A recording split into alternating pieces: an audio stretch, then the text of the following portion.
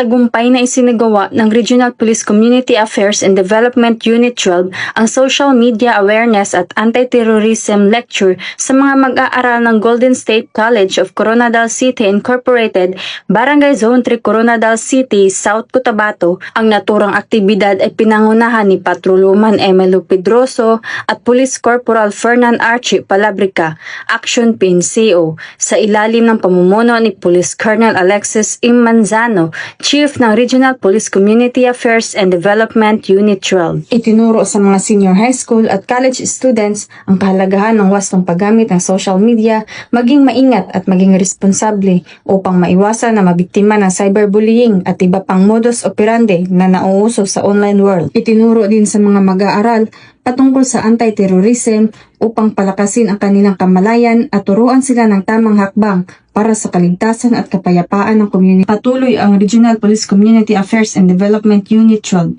sa pagbabahagi ng tamang paggamit ng social media at laganapin ang panlilinlang ng mga communist terrorist group sa pamamagitan ng pagtuturo ng maling ideolohiya na sumuporta sa mga armadong pag-aalsa laban sa gobyerno.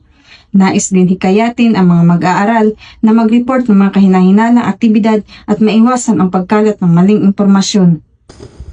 Mula dito sa General Santos City, ako ang inyong Police News Network Correspondent, Patrolwoman Jovelyn Dodoso, alagad ng batas taga-taguyod ng Balitang Police.